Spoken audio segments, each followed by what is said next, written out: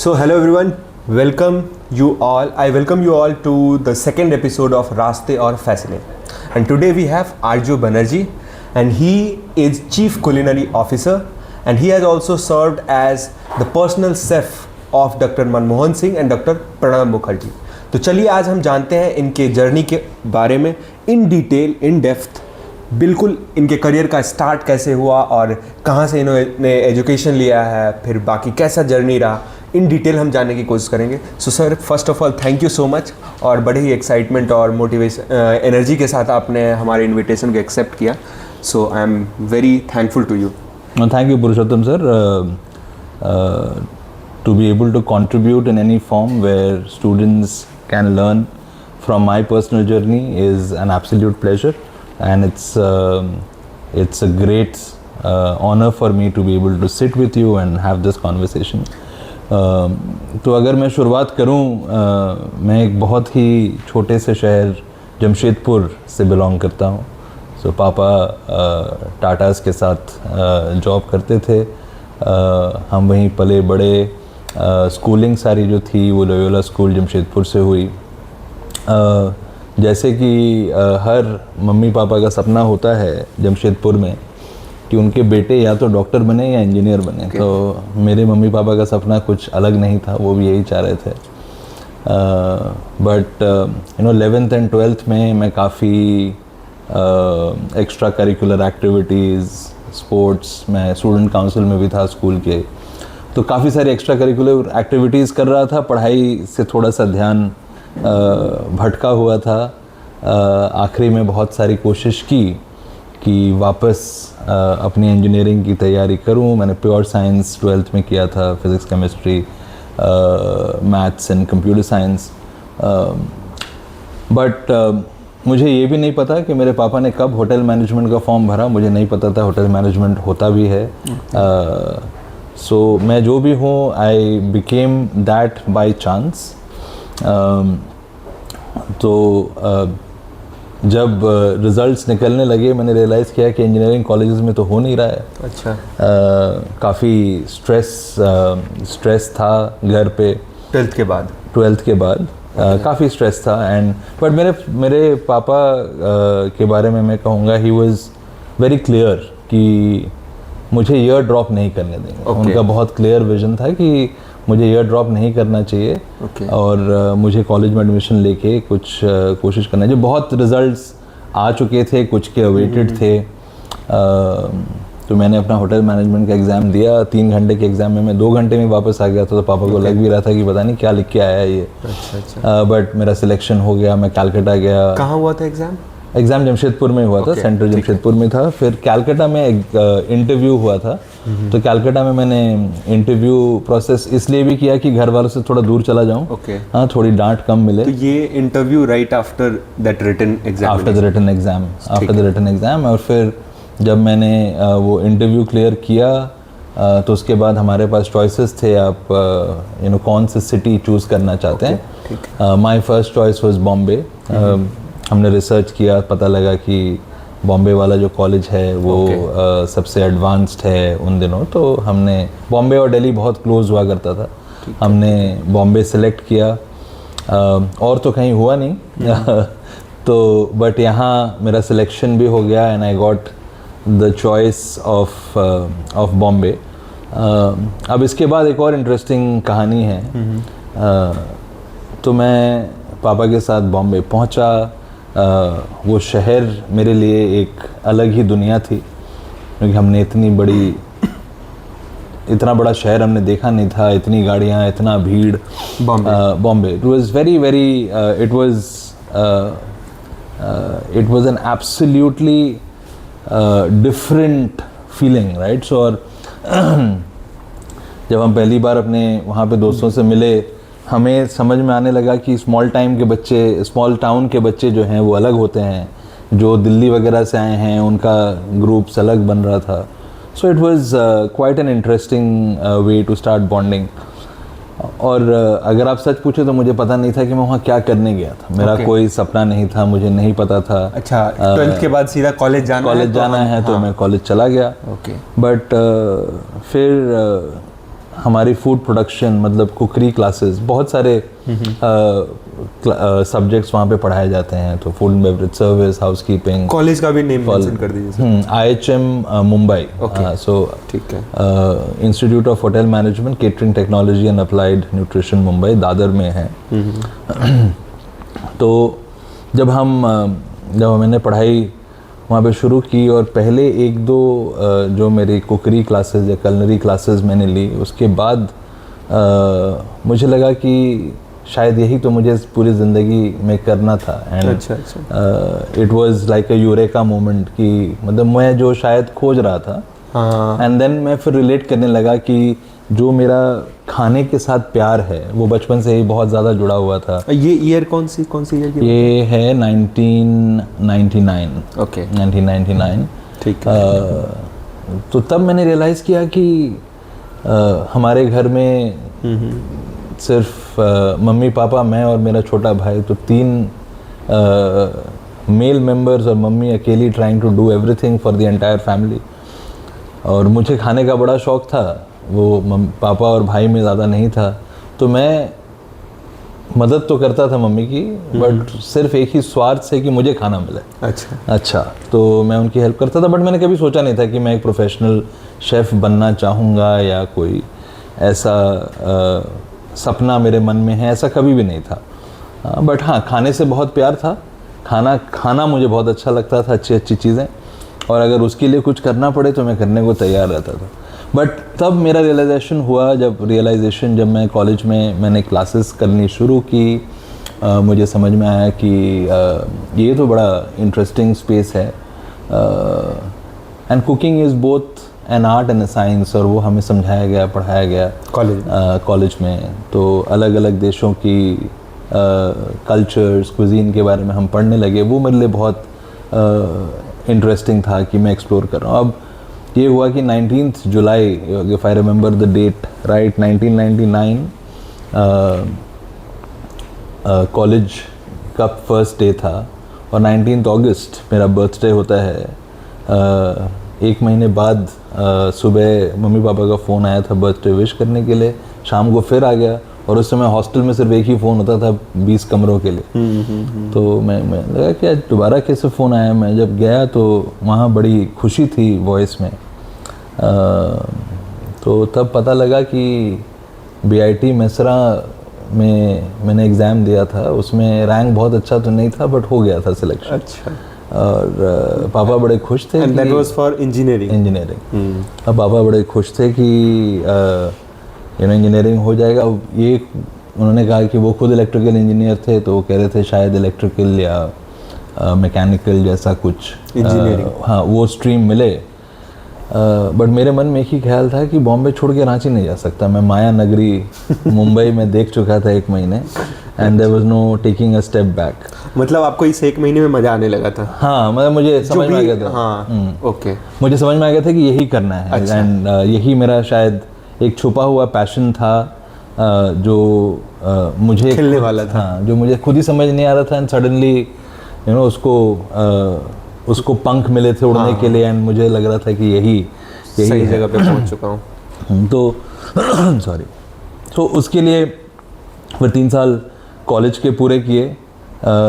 Mummy बहुत ज़्यादा खुश नहीं थी मेरे डिसीजन से, तो पहला 6-8 महीना उस डिसीजन के बाद थोड़ा मुश्किल था मम्मी पापा से बात करना, उनको समझाना। अच्छा।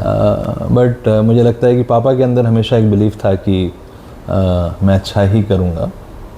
तो वहाँ से मैं जैसे ही कोर्स ख़त्म हुआ 2002 में, उस बीच हमें 6 महीने की इंडस्ट्रियल एक्सपोजर ट्रेनिंग होती है। वो मैंने उस समय इंडिया के सबसे बड़े होटल ओबरॉय होटल से किया, बॉम्बे में। क्या किया? इंडस्ट्रियल ट्रेनिंग या इंडस्ट्रियल एक्सपोजर जिसे कहते हैं। आफ्टर कॉलेज के दौरान ही 6 महीने आपको एक्सपोजर दिया जाता है, जब आप एक होटल के अंदर जाके चारों डिपार्टमेंट्स या चारों पांचों जो मेन डिपार्टमेंट्स हैं उसमें काम करते हैं। प्रैक्टिकली आप सीखते हैं। कौन से ईयर में, कॉलेज के कौन से ईयर में? ये सेकंड ईयर में होता है। सेकंड ईयर में। और कितने साल का कोर्स है? 3 साल का। 3 साल का, तो सेकंड ईयर में। हाँ, सेकंड ईयर में आपका 22 वीक्स का ये एक इंडस्ट्रियल एक्सपोजर होता है। ठीक है।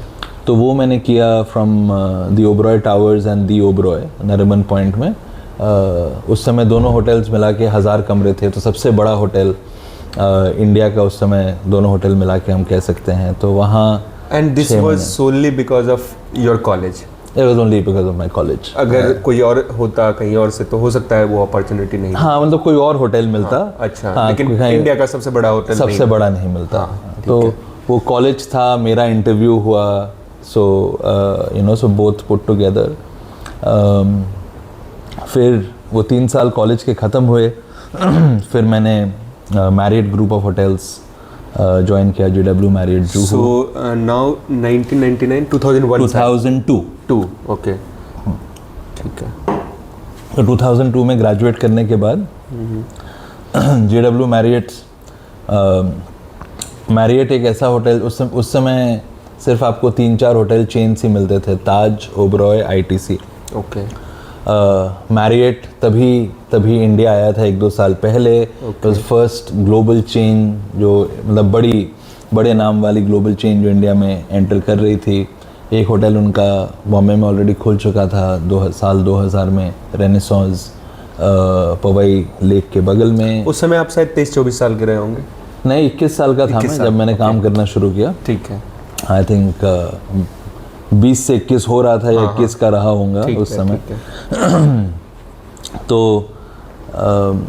JW मैरियट में मैंने एंटर किया as a kitchen trainee, and about 8-9 महीने बाद मुझे अपॉर्चुनिटी मिला to become a management trainee with Marriott. तो उसके बाद मैंने 1.5 साल का management training program Marriott hotels के साथ कंप्लीट किया, जहां मैंने बहुत सारे इंटरनेशनल शेफ्स के साथ काम करने का मौका मिला। सो काफ़ी रुचि थी मेरी इटालियन फूड में, तो वो मौका मिला। एशियन फूड में, authentic Indian north west frontier का जो खाना है तो आपने जब ज्वाइन किया तो कौन सा रोल था आपका? मैं पहले किचन ट्रेनी था। Kitchen trainee and then management trainee. तो इन दोनों रोल में क्या डिफरेंस था? किचन ट्रेनी तो सबसे लोअर मोस्ट, अगर फ्रंट लाइनर हेल्पर की तरह रोल होता है। ठीक है। सो जब हम किचन ट्रेनी की तरह होते हैं तो मास्टर शेफ जो भी होते हैं उनके साथ हम सीख भी रहे होते हैं, ऐसा उनके साथ सीख रहे हैं तो और हेल्प भी कर रहे हैं उनका। हाँ, तो बेसिकली उस समय आपको जो काम मिलता है वो कोई वैल्यू एडेड काम नहीं मिलता, तो आप बहुत बेसिक काम, हाँ बहुत बेसिक काम करते हैं। तो मैं क्या करता था कि मतलब वो बेसिक काम का जो 8-9-10 घंटे का शिफ्ट खत्म हुआ, मैं उसके बाद भी काम करता रहता था ताकि मुझे कुछ और वहीं पे कुछ और सीखने को मिले, क्योंकि उस समय तो दूसरा कोई किचन ट्रेनी आ गया है मेरी जगह पे, मेरा शिफ्ट खत्म हो गया है, तो मैं रहता था ताकि मैं कुछ और सीख सकूं, कोई और नई चीज़ें देख पाऊं। तो काफ़ी मतलब मैंने घंटे कभी नहीं देखे अपने जीवन में कि कितने घंटे काम करना है, क्या है। मेहनत पहले, अभी भी करता हूं, बट पहले कुछ सालों में फिजिकल मेहनत बहुत ज़्यादा थी। अच्छा। अब वो ऑफ कोर्स शिफ्ट हो गया है, अब मेंटल मेहनत ज़्यादा है। तो रोल बता रहे थे कि किचन ट्रेनी से मैं पहुंचा मैनेजमेंट ट्रेनी। मैनेजमेंट ट्रेनी में आपको क्या होता है कि आपको थोड़े से और बेटर रिस्पॉन्सिबिलिटीज मिलते हैं। आप ज़्यादा काम सीख सकते हैं, आपको स्पेशलिटी रेस्टोरेंट्स में काम करने का मौका मिलता है। ज़्यादा काम सीख सकते हैं, किस तरह का काम? कुकिंग से रिलेटेड या फिर सो कुकिंग प्रोसेसेस, जो कुछ स्किल्स होते हैं, जैसे अगर आप इटालियन रेस्टोरेंट में काम कर रहे हैं तो किस तरह से आप फ्रेश पास्ता बनाते हैं, अलग अलग सॉसेस कैसे बनते हैं, रेंज पे उसकी ग्रिलिंग टेक्निक्स कैसे होती हैं। तो वो सारी चीज़ें हम सीखते हैं। इंग्रेडिएंट्स के बारे में सीखते हैं, उनके पीछे की कहानी कि वो क्यों आया है, कैसे आया है, क्या उस वहाँ का जो क्लाइमेट होता है, जो सॉइल कंडीशंस होती हैं वो कैसे होती हैं, किस तरह से वो ग्रो करता है, किस तरह से हार्वेस्ट होता है, कैसे।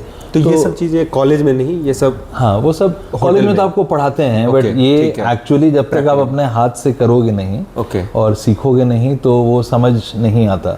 तो college is a very theoretical knowledge जो हम गेन करते हैं। यहाँ पे हाईली स्पेशलाइज्ड नॉलेज होता है जो कि प्रैक्टिकली सीख सकते हैं, राइट। सो मैं करीब एज अ मैनेजमेंट ट्रेनी मैं जब था, मुझे मैरियट गोवा जाने का भी मौका मिला एज अ टास्क फोर्स। तो वहाँ जाके मैं 1.5 महीना मैरिड गोवा टीम की हेल्प कर रहा था। This was in year 2002 2004। Okay. 2004 में मुझे गोवा जाने का मौका मिला एज मैनेजमेंट ट्रेनी। हाँ, तब मेरा ख़त्म ही होने वाला था मैनेजमेंट ट्रेनिंग, तो उस होटल में थोड़ी ज़रूरत थी तो मैं वहाँ गया। वहाँ मैंने शायद 3-3.5 महीने काम किए। तो वहाँ के जो जनरल मैनेजर थे मिस्टर नीरज चड्डा, वो मेरे काम से काफ़ी खुश थे। मतलब भी मुझे भी गोवा, क्योंकि एक रिजॉर्ट प्रॉपर्टी है, बहुत सारे टूरिस्ट आते हैं, मुझे भी वहाँ पे काम करके बहुत मज़ा मिला। मुझे लगा कि मेरी क्रिएटिविटी दिखाने का अपॉर्चुनिटी वहाँ पे शायद ज़्यादा था गोवा में, क्योंकि लोगों के पास समय था। आप बिजनेस होटल्स में जब काम करते हैं सब जल्दीबाजी में होता है, अभी चाहिए, तो आपके फिक्स मेन्यूज होते हैं, आप वही दोहराते रहते हैं, multiple dishes of the same kind. जबकि लोग छुट्टी पे होते हैं तो वो रुकने को तैयार होते हैं, वो कुछ नया ट्राई करना चाहते हैं, तो बड़ा क्रिएटिव सा मुझे लगा। हाँ, वहाँ पे अब जो भी क्लाइंट्स या जो भी लोग आ रहे थे वो सब छुट्टी पे, या मोस्टली फॉरेन टूरिस्ट होते थे। यूरोप के टूरिस्ट, रशिया के टूरिस्ट ज़्यादा होते थे उस समय। और होटल का नाम बताया JSW मैरियट? नहीं, JW मैरियट था बॉम्बे में, ये था Marriott hotels and resort Goa में। ठीक है। तो वहाँ पे काम करते करते मुझे ऑफ़र किया उन्होंने कि क्या मैं वहाँ पे as in after my training would I be interested in continuing as an employee? Okay. तो मुझे बड़ा मज़ा आया। एक तो गोवा, मतलब कौन गोवा में रहना नहीं चाहता। तो मैं जब वापस आया बॉम्बे, मेरी वो असाइनमेंट ख़त्म करके मैंने यहाँ रिक्वेस्ट किया कि जब मेरी ट्रेनिंग ख़त्म हो जाए मुझे ट्रांसफ़र कर दिया जाए गोवा। एंड थैंकफुली उन्होंने मेरी ये रिक्वेस्ट रखी। तो जुलाई 2005 में, जब मेरा ट्रेनिंग ख़त्म हो गया, जुलाई 2005 में मैं शिफ्ट होके गोवा चला गया। एंड गोवा में मैंने 2 साल काम किए। उसी समय मुझे मौका मिला to travel to Hong Kong and Philippines. उस समय एशियन समिट हो रहा था साल 2007 में। तो तब Manmohan Singh ji, doctor Manmohan Singh was the prime minister of India.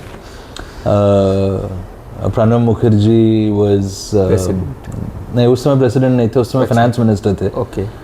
उस समय वो फाइनेंस मिनिस्टर थे, प्रेसिडेंट तो बाद में बने। तो ये लोग सब ट्रैवल कर रहे थे और मुझे मौका मिला, मुझे मतलब वो मैरियट होटल्स में रुके हुए थे तो मुझे सिलेक्ट किया गया मैरियट होटल्स की शेफ़ टीम में से कि मैं उनके साथ ट्रैवल करूं और मनमोहन सिंह जी के साथ उनके साथ ट्रैवल करूं और जो भी उनकी रिक्वायरमेंट्स हैं इन टर्म्स ऑफ फूड मैं उसको देखूं। Plus it was not just him, right. So जब इतने बड़े डेलीगेशंस होते हैं तो बहुत सारे डेलीगेट्स जाते हैं, टीम्स जाती हैं, तो उनके लिए सारा बैंक्वेट या इवेंट्स का खाना वहाँ तो हाँ मल्टीपल लोकेशंस पे होता होगा उनका। हाँ, 2-3 लोकेशंस बैंक्वेट हॉल्स में होते हैं।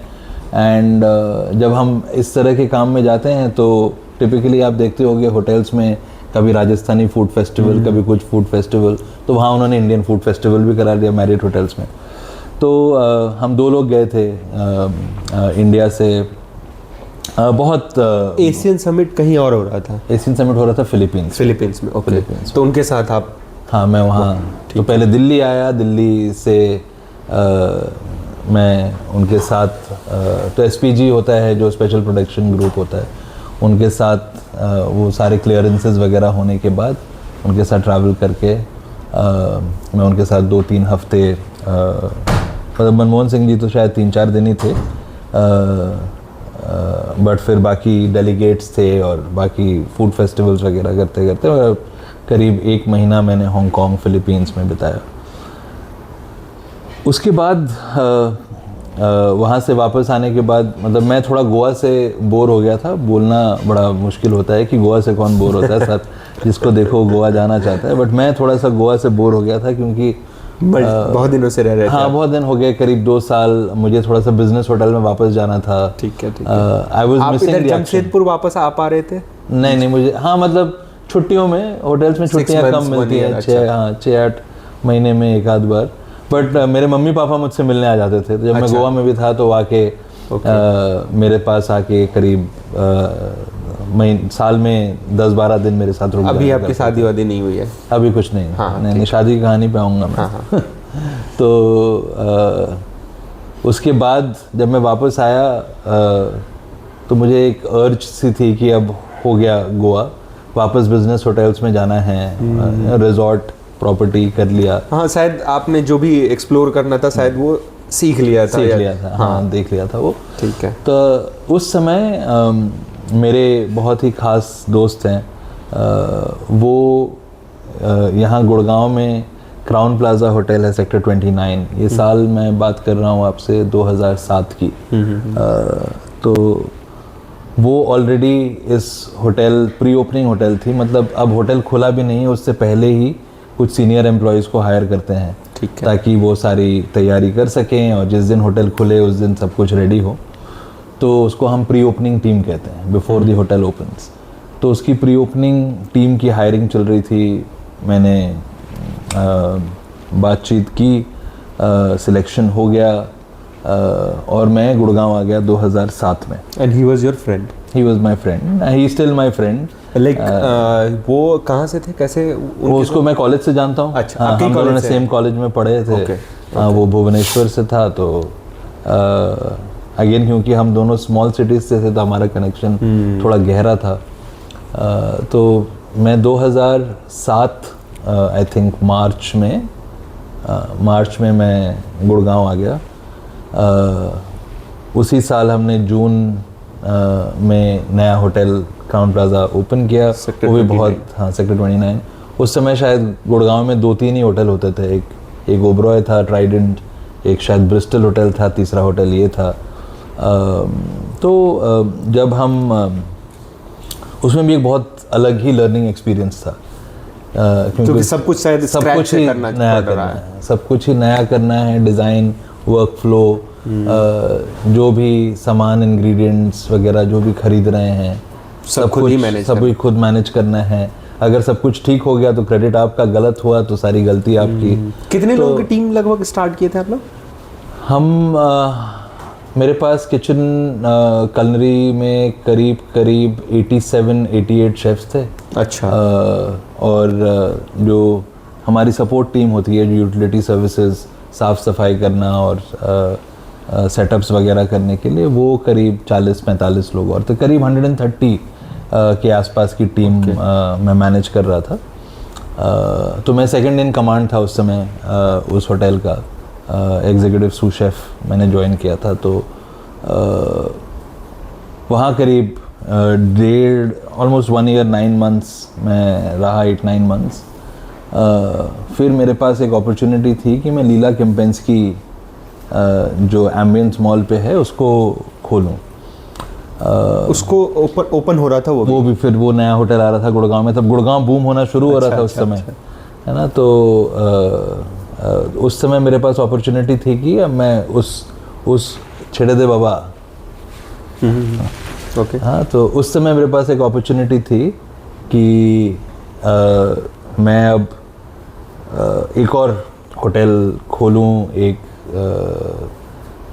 And this was a much larger property. जो क्राउन प्लाजा था उसमें 234 रूम थे, इसमें करीब 450+ रूम्स, बड़ी बैंक्वेटिंग स्पेस, इवेंट स्पेस वगैरह थी। तो और उसमें मेरी शादी की भी बात चल रही थी। एंड ऐसा हुआ कि जिस दिन होटल खुलना था उसी दिन मेरी शादी भी होनी थी। लीला होटल। लीला। तो मेरे शायद 8 या 10 दिन बचे थे लीला होटल, लीला एम्बियंस ज्वाइन करने में, जब यम ब्रांड्स के एमडी तब हुआ करते थे निरेन चौधरी। एंड निरेन हमारे बड़े रेगुलर गेस्ट थे क्राउन प्लाजा में। उनसे बात करते करते मैंने बोला कि मैं नई जॉब के लिए जा रहा हूँ। तो उन्होंने मुझे रिक्वेस्ट किया कि मैं उनसे आके उनके ऑफिस में मिलूँ अगले दिन। तो मैं नए जॉब के लिए आप जा रहे हैं? मतलब मैं क्राउन प्लाजा छोड़ के कहीं और देख रहे हैं, एक्सप्लोर कर रहे हैं? नहीं, मैंने तब तो रिज़ाइन कर दिया था मैंने। अच्छा। मैंने रिज़ाइन कर दिया था। तो मैंने उनको बताया कि बस 10-12 दिन और बचे हैं और मैं फिर नए होटल में जाऊंगा, वहाँ मुलाकात होगी आपसे। अच्छा। तो उन्होंने मुझसे कहा कि आप कल आके ऑफिस में क्यों नहीं मिलते। तो मैं गया ऑफिस में मिलने। अभी डिसाइडेड नहीं था कि कौन से होटल में जाएंगे? नहीं, डिसाइडेड था। ओके, डिसाइडेड था। लीला, जैसे मैं लीला कह रहा हूँ ना, अच्छा अच्छा, तो वो डिसाइडेड था कि मैं लीला ज्वाइन कर रहा हूँ। तो मैं उनको बता रहा था कि मैं जाने वाला हूँ। अच्छा, ओके। तो जब उन्होंने सुना तो उन्होंने बोला कि आप आ जाइए, एक बार ऑफिस में मिलिए। तो हम ऑफिस में मिले उनसे, तो उन्होंने हमारी 3-4 राउंड्स इंटरव्यूज़ कराई और फिर बोले कि हमारे पास एक रोल है जो आप कर सकते हैं। तो मुझे समझ में नहीं आया कि रोल क्या है, बट बड़ा चैलेंजिंग लगा। ओके। तब वो रोल था कि जो यम ब्रांड्स हैं उनके पास पिज़्ज़ा हट, KFC और टाको बेल, ओके। ये 3 के पेरेंट ब्रांड हैं। तो उन्होंने मुझे एक जॉब दिया कि जो जितने भी नए प्रोडक्ट्स बनते हैं उन सब का इनोवेशन का काम ओके, आप मुझे संभालना है। मोस्टली पिज़्ज़ा हट, और मैं बाकी ब्रांड में भी थोड़ा बहुत कंट्रीब्यूट कर पाता। मुझे बड़ा इंटरेस्टिंग लगा कि ऐसा तो मैंने कभी कुछ किया ही नहीं है, ऐसा कुछ होता है वो भी मुझे नहीं पता था। ओके। तो मुझे चैलेंजेस से बड़ा ही प्यार रहा है हमेशा। मैंने बहुत सोचा कि क्या करूं। मतलब मेरे लिए तो एक कंफर्ट जोन से बाहर जाना था। ओके। मुझे होटल्स का पता था, पिछले 7-7.5 साल से मैं काम कर रहा हूँ, मुझे एग्जैक्टली पता है कैसे मुझे काम करना है, कैसे काम निकलवाना है। अब ये टोटली न्यू। फिर उन्होंने बोला कि सैटरडे संडे छुट्टी मिलेगी। अच्छा। तब मैंने हाँ बोल दिया। तो मैंने कभी सोचा ही नहीं था कि सैटरडे संडे को शायद छुट्टी मिलेगी, थोड़ा सा बेटर टाइम मिलेगा। और उस समय क्योंकि मेरी शादी भी हो रही थी तो चाहिए था वो कॉल और वो टाइम चाहिए था। बट इस दौरान मैंने जब मैंने पास आउट किया था तब hotel management used to be a diploma course. मैं एजुकेशन को कंटिन्यू रखना चाह रहा था, तो जब ये होटल्स में काम कर रहा था मैंने अपनी ग्रेजुएशन भी कंप्लीट की। I could convert the diploma into a degree. तो उसके कुछ 6-8 पेपर्स थे जो मैंने 2005-06 में दे के मैंने अपनी ग्रेजुएशन कंप्लीट कर ली। फिर मैंने यम ज्वाइन किया। I join there as a manager innovation and development. पहले 6 महीने में तो मुझे लगता था कि मैं यहाँ से भाग जाऊँ किसी तरह से। मेहनत ज़्यादा हो रहा? नहीं, समझ ही नहीं आ रहा था। अच्छा, क्या करना कि मतलब हमने कभी एज शेफ्स हमने कभी कुछ वजन करके डाला ही नहीं है। हम तो अंदाजे से डालते थे। अच्छा, अब एक्सपीरियंस के अकॉर्डिंग। हाँ, अब यहाँ पे क्या था कि हम जो भी बनाएंगे वो हर 500 रेस्टोरेंट के अंदर एक ही जैसा दिखना चाहिए, एक ही जैसा टेस्ट होना चाहिए, वो अलग नहीं होना चाहिए। अच्छा। तो मुझे क्या अच्छा लगता है उससे कोई मतलब नहीं है। लोगों को क्या अच्छा लगता है, अगर आप किसी होटल में जाएंगे, किसी रेस्टोरेंट में जाएंगे, शेफ बताता है कि ये अच्छा है। ओके। आपने चीनी कम मूवी देखी होगी, उसमें शेफ बोलता है कि ये मेरी रेसिपी है, ये मेरा खाना है। अच्छा। ये ऐसे ही सर्व होगा। ओके। राइट। सो वो उस तरह से होटल्स काम करते हैं। जबकि QSRs में आप कोई भी प्रोडक्ट बनाते हैं, जब तक उसको कंज्यूमर ओके नहीं करता टेस्ट करके, तो वो मार्केट में लॉन्च ही नहीं हो सकता। अच्छा, पहले आप हाँ कंज्यूमर ट्रायल्स कराते हैं, ओके, टेस्टिंग कराते हैं। तो वहाँ भी मुझे बहुत कुछ सीखने को मिला कि मार्केटिंग कैसे होती है, रिसर्च कैसे करते हैं, कंज्यूमर को कैसे समझते हैं, इनसाइट्स क्या होता है। हम जो प्रोडक्ट या इनोवेशन करते हैं, मैंने वहाँ सीखा कि जो ह्यूमन बीइंग्स हैं उनको पता ही नहीं होता है कि उनको क्या चाहिए। हाँ, ये तो शायद स्टीव जॉब्स का भी कई बार स्टेटमेंट आता है। They don't know what they want. Yes. Right, but what they know is the problems they have. हाँ, तो आप अगर एक को बार बार पूछेंगे कि why आप ये नहीं करते हैं या ये करते हैं, why do you do it और why do you not do it, तो 3-4-5 बार वाई पूछेंगे तो आपको असली मतलब समझ में आएगा। ओके। तो ये कंज्यूमर से हम समझते हैं, उनसे रिसर्च में हम बहुत सारी बातें करते हैं। तो वो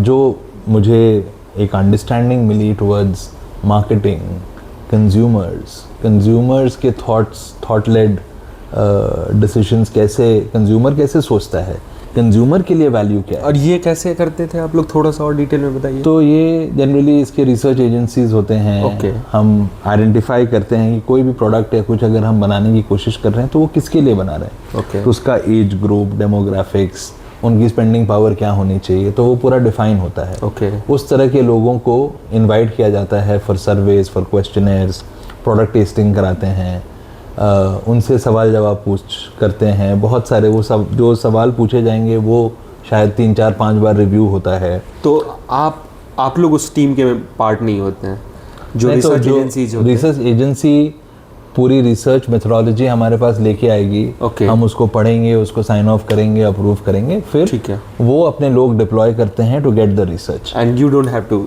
आई don't have to be there. Okay. हम लोग जाते थे जस्ट देखने के लिए कि ठीक से हो रहा है कि नहीं Okay. हो रहा है, ठीक लोग लेके आ रहे हैं। और उसके बाद उस रिसर्च का सो व्हाट निकलता था कि एक पूरा सारांश निकल के, समरी निकल के, कि कंज्यूमर क्या कह रहा है। उसके बेसिस पे या तो आप प्रोडक्ट को एज इज लॉन्च करिए या उसमें कुछ चेंजेस दोबारा करिए, फिर टेस्ट कराइए।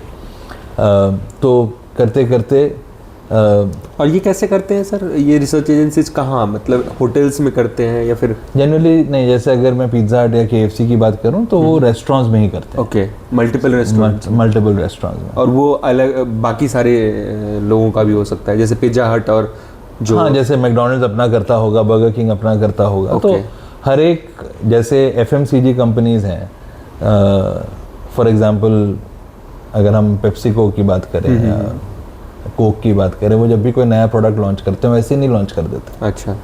तो वो प्रोडक्ट पहले बनता है, या कोई चिप्स का नया फ्लेवर हुआ तो अपने आप मार्केट में नहीं आ जाता है। वो पहले हम ट्रेंड्स देखते हैं कि ग्लोबली क्या फ्लेवर ट्रेंड्स चल रहे हैं, क्या हो रहा है।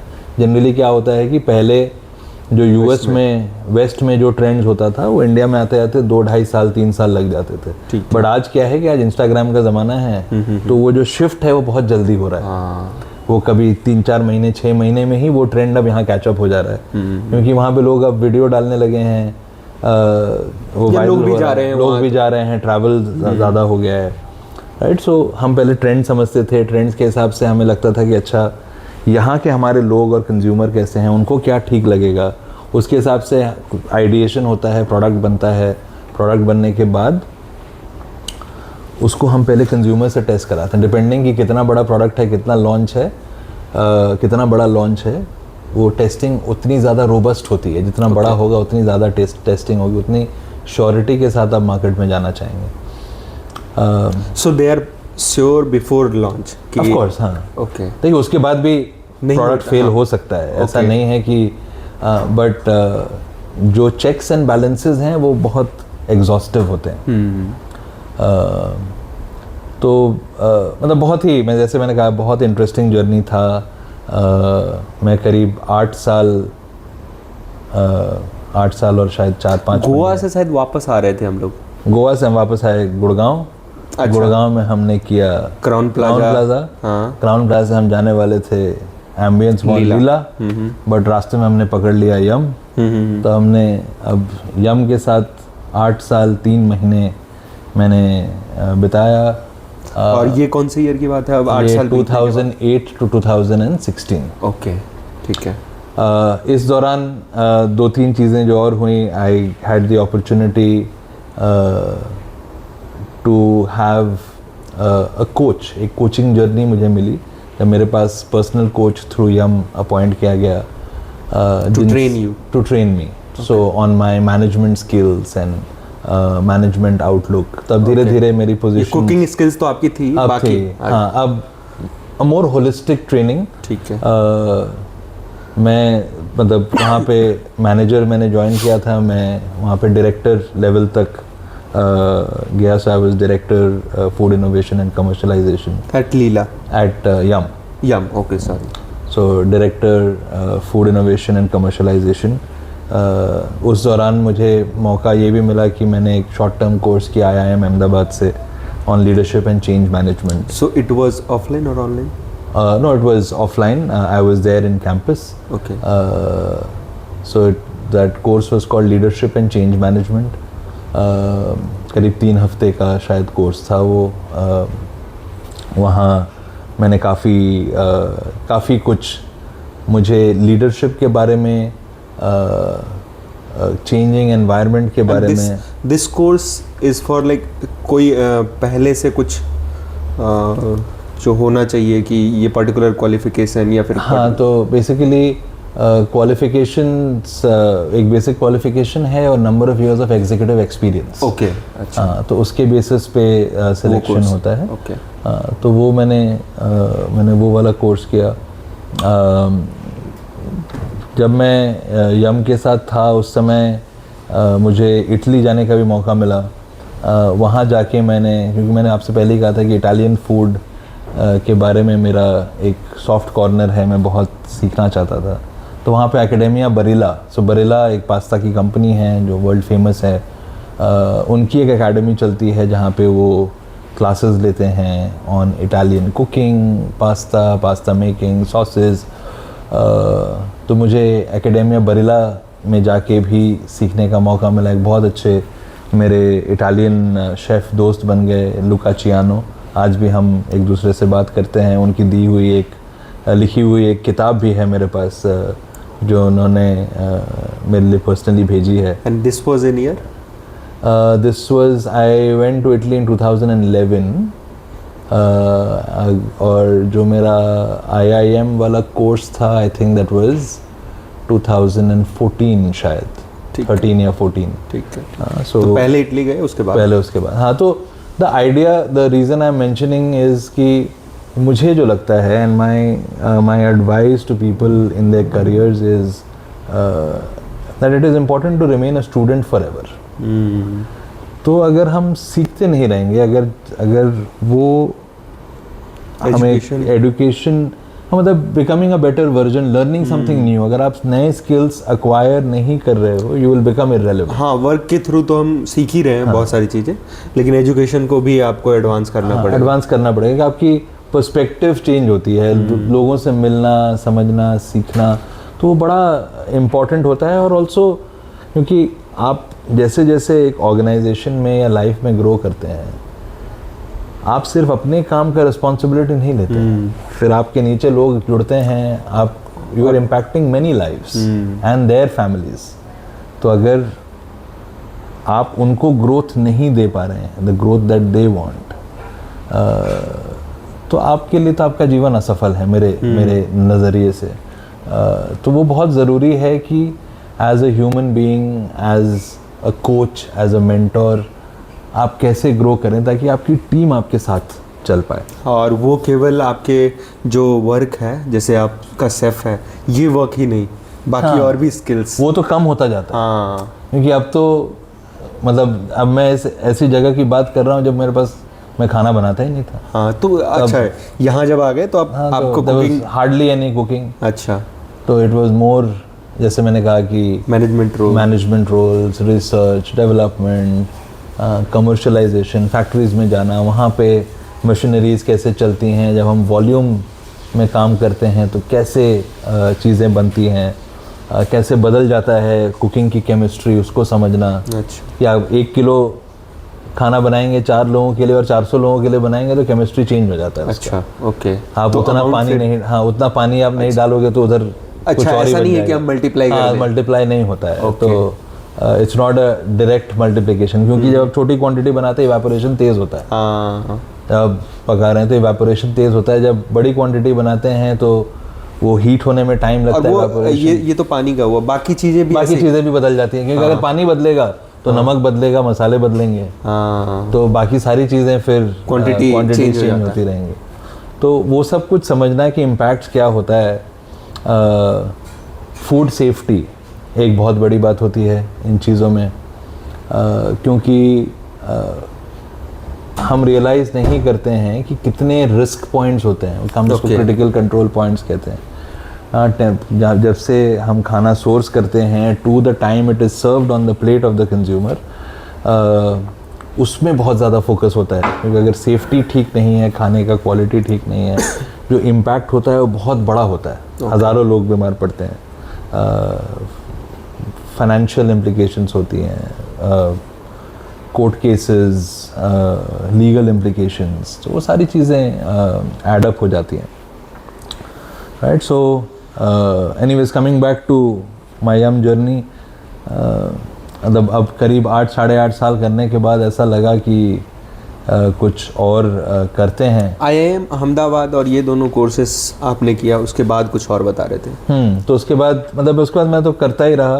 कमर्शलाइजेशन बहुत सारा सीखा, फैक्ट्रीज का काम सीखा, और फिर 2016 में मैंने डिसाइड किया कि अब हो गया 8.5 years. हाँ, मतलब ये जो मैं कर रहा था, एक ही ब्रांड पिज़्ज़ा हट बहुत सालों से कुछ नया करना चाहता हूँ, बट मुझे बहुत कुछ इंटरेस्टिंग मिला नहीं.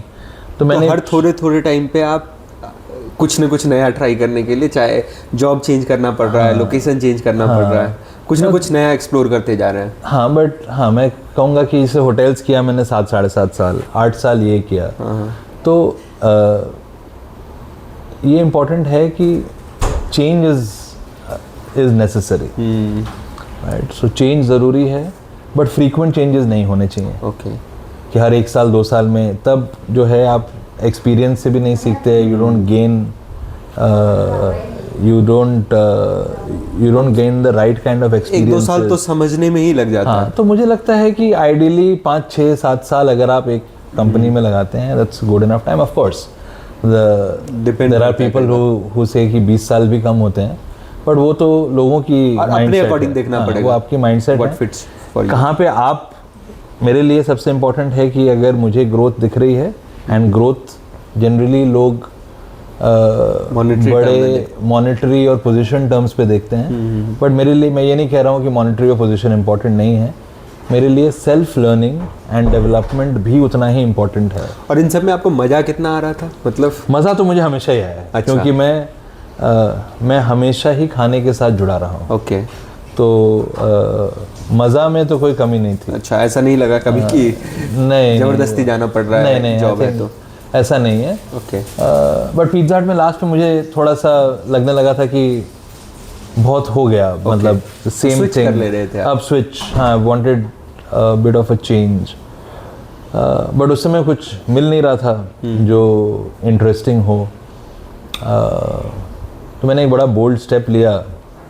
मैंने कहा कि खुद की कंसल्टेंसी शुरू करते हैं. और एंड ये consultancy this will be for food related. So तो मैंने उस समय ये जो डिलीवर्ड फूड क्लाउड किचन्स का कॉन्सेप्ट आ रहा था. 2016-17 की बात करूं तो क्लाउड किचन्स का कॉन्सेप्ट बड़ा फेमस हो रहा था. तो मैं कुछ क्लाउड किचन्स के लिए कंसल्टिंग कर रहा था. कुछ सीजनिंग कंपनीज हैं जो कंसल्टिंग एग्जैक्टली मैं समझ नहीं पाया कि करती क्या है कंसल्टिंग मतलब मैं उनके लिए एडवाइजरी रोल पे था. ओके. जो आप बोल रहे थे अभी कि लीगल कॉम्प्लिकेशंस आ सकते हैं, फूड पॉइजनिंग या फिर कुछ भी. तो उनके लिए एडवाइजरी रोल्स, अगर उनको कुछ नया बनाना है, कुछ नई चीज़ें डेवलप करनी है, लॉन्च करनी है, तो मैं उनके टीम को कैसे वो डायरेक्शन दूँ.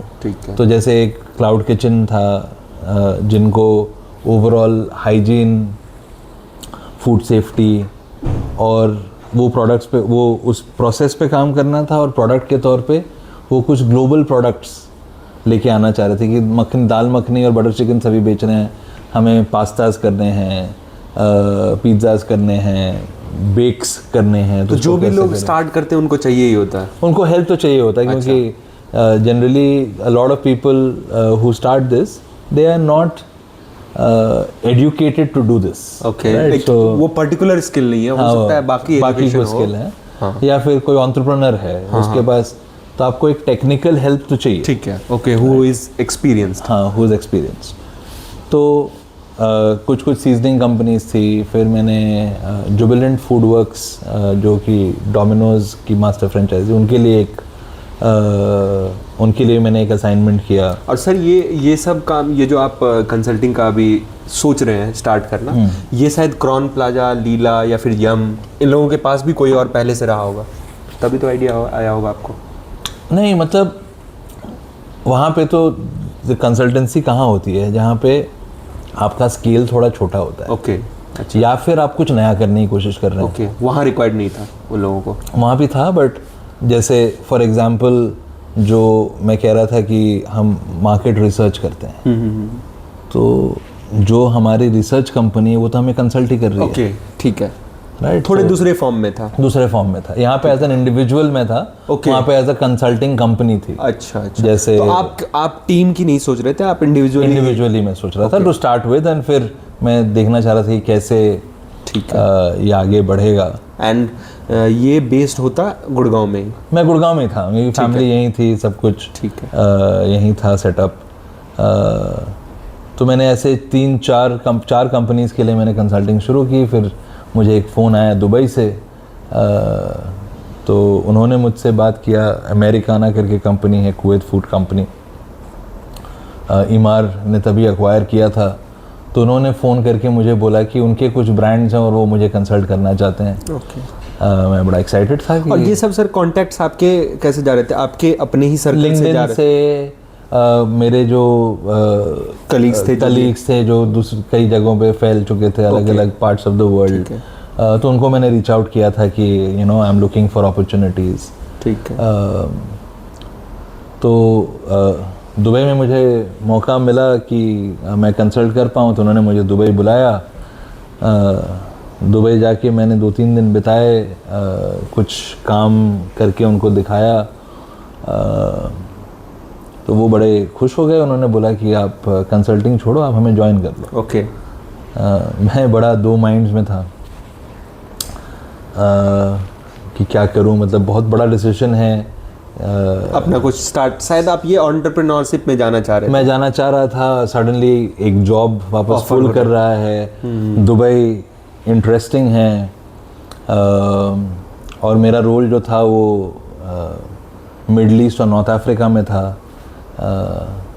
मैंने आके घर में डिस्कस करने के बाद मैंने डिसाइड किया कि ये ले लेते हैं, मतलब एक इंटरनेशनल एक्सपोजर मिल जाएगा। मेरा बेटा आरुष तब आई थिंक 6 साल का था। वो बड़ा एक्साइटेड था कि उसको दुबई जाने को मिलेगा। तो पहले मैं शिफ्ट हो गया दुबई, मैंने 2-3 महीने रह के फिर फैमिली पूरी शिफ्ट हुई। तो अमेरिकाना के पास करीब 16-17 ब्रांड्स थे, रेस्टोरेंट ब्रांड्स, 2500 रेस्टोरेंट्स, और शायद वही 17-18 कंट्रीज़ में मौजूद थे। उसमें पिज़्ज़ा हट, KFC भी था, TGIF, thank God it's Friday, red lobster, Costa coffee, Hardy's burgers, एक टिक्का करके उनके कुछ होममेड ब्रांड्स भी थे। तो मैं सारे ब्रांड्स में, मेरा रोल यम जैसा ही था, इनोवेशन, डेवलपमेंट, मेन्यू क्रिएशन। ये इन कंपनी से कैसे रिलेटेड थे? उनके फ्रेंचाइज। ओके। ये सारी जो आप कंपनीज के नाम बता रहे हैं वो उनके फ्रेंचाइज। और कौन पेरेंट कंपनी कौन था जिसको आपने? ओके, अमेरिकाना या कुवैत फूड कंपनी, ठीक है, वो पेरेंट कंपनी था। तो जैसे ये ब्रांड्स हैं, अपने आउटलेट्स नहीं खोलते हैं, ठीक है। वो किसी देश में जाते हैं, कोई एक बिजनेस हाउस होता है जो उनके लिए आउटलेट्स खोलते हैं, वो अपना नाम और स्टैंडर्ड देते हैं, और रन कोई और करता है, ठीक है। तो उसको फ्रेंचाइजिंग मॉडल कहते हैं।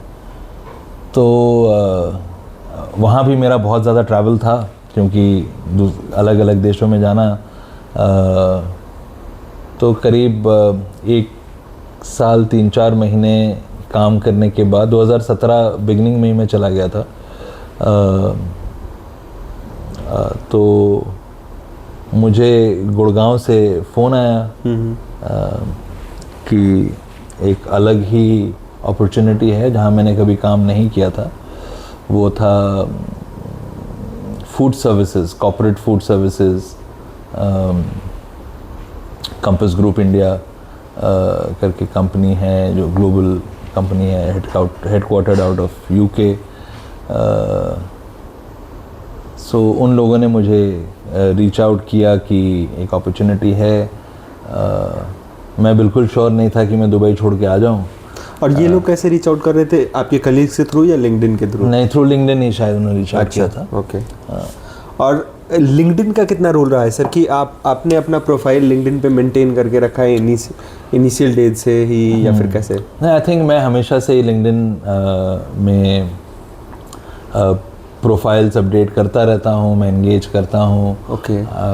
ऑन एन एवरेज कोशिश करता हूँ कि आधा घंटा दिन में मैं लिंक्डइन में जाऊँ, पढ़ूँ लोगों के, नॉट जस्ट कि लोग क्या अपडेट कर रहे हैं, बट आई थिंक बहुत सारे इंटरेस्टिंग आर्टिकल्स होते हैं, कोर्सेज होते हैं.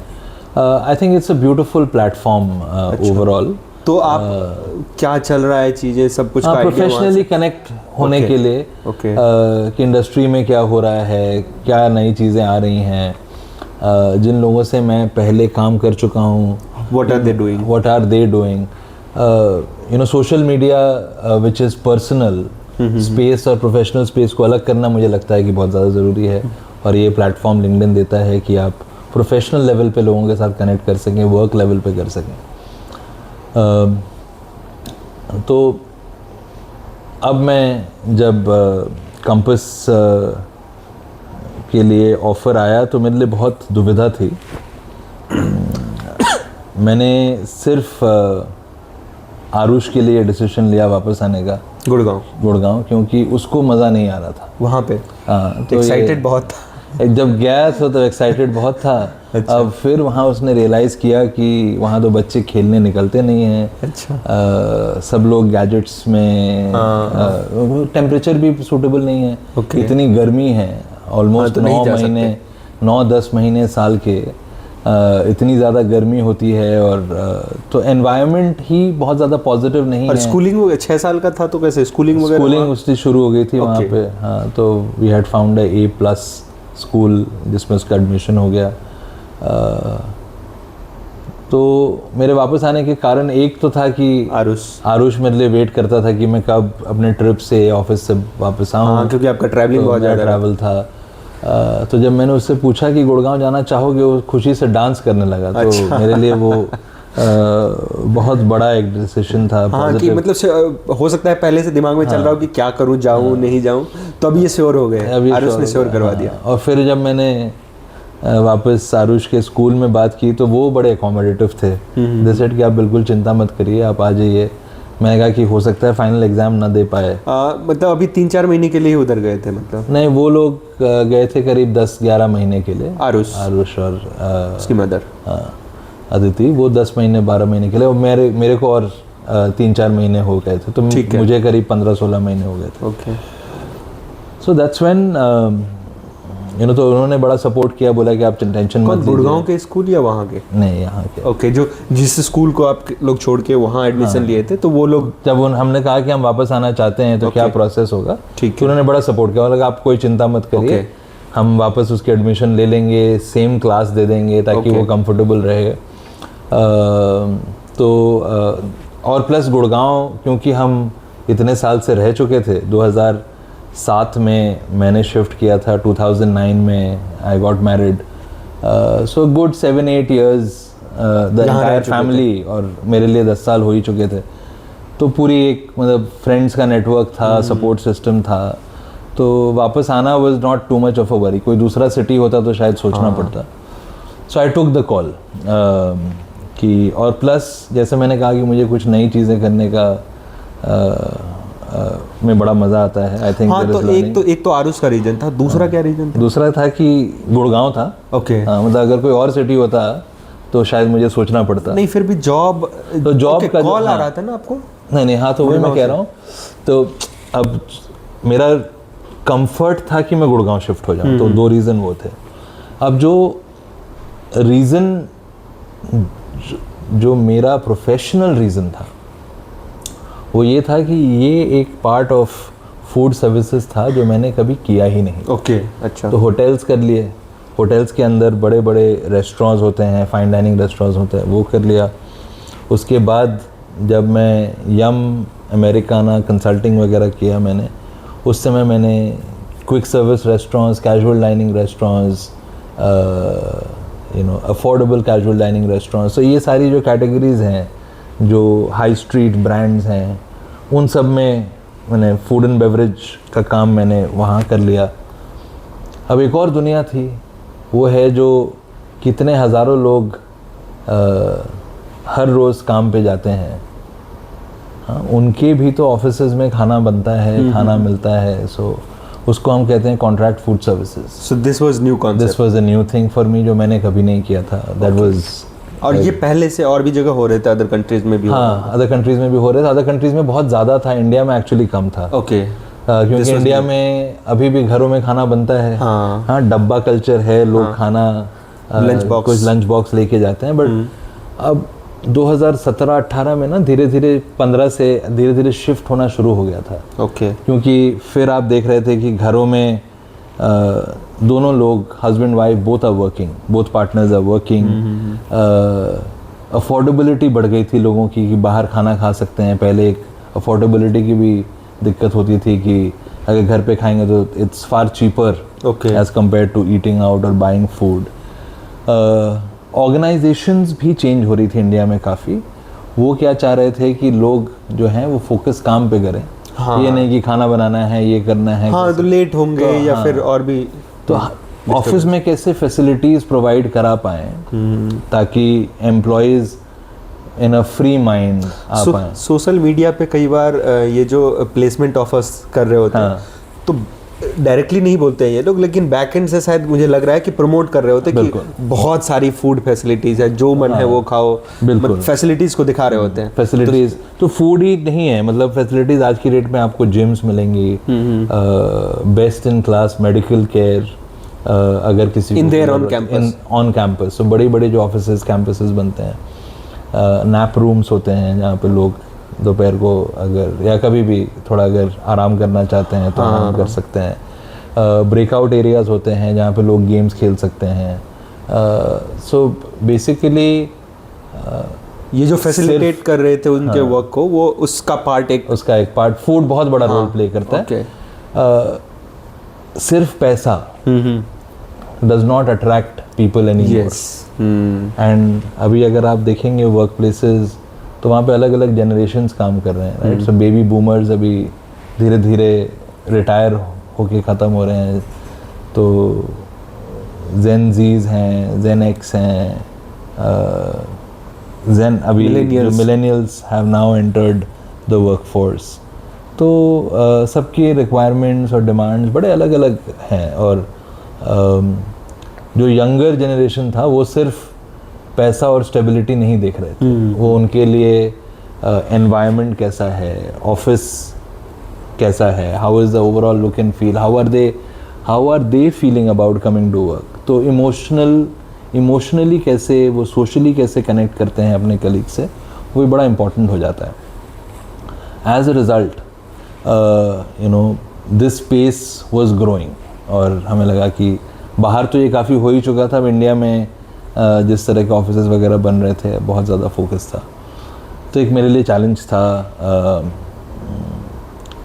इस खाने को इमेजिन करना। ओके। कि something new is going to happen, कुछ तो नया है। क्योंकि देखिए, घर का खाना तो आपके घर का खाना अलग है, मेरे घर का खाना अलग है।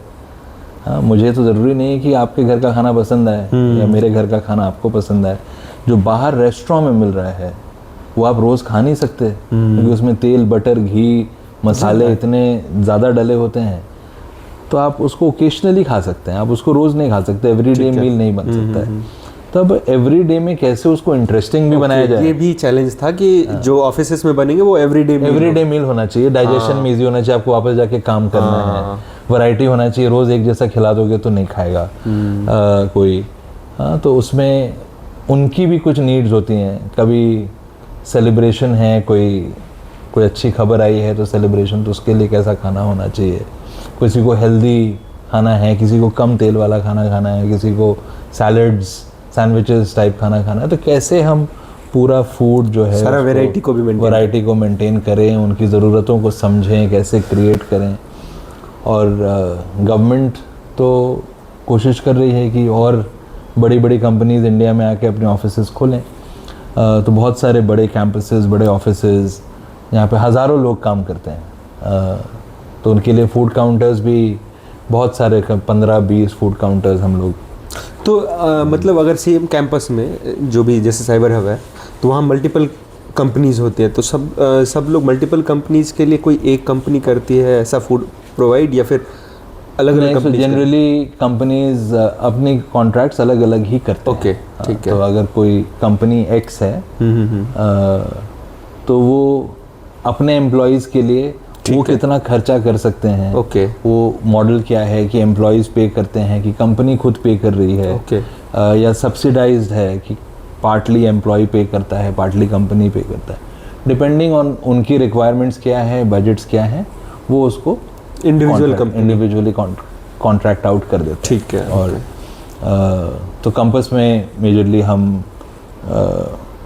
बहुत फोकस हमारा ऑफ कोर्स कॉर्पोरेट्स में था, स्कूल्स, कॉलेजेस, स्कूल्स में भी, हाँ स्कूल्स में भी, तो स्कूल्स में भी आजकल खाना प्रोवाइड कराते हैं बच्चों को, तो स्कूल्स में, कॉलेजेस, यूनिवर्सिटीज़ में, हॉस्पिटल्स में, सो इन सारी मेजरली, सो एजुकेशन एक सेक्टर है, हेल्थ केयर एक सेक्टर है, कॉरपोरेट एक सेक्टर है, और मैन्युफैक्चरिंग, यहाँ पे बड़ी बड़ी फैक्ट्रीज़ हैं, वहाँ पे जो वर्कर्स हैं उनका खाना, क्योंकि मेक इन इंडिया और गवर्नमेंट की तरफ से बहुत बड़ा फोर्स है towards getting more and more factories activated in India.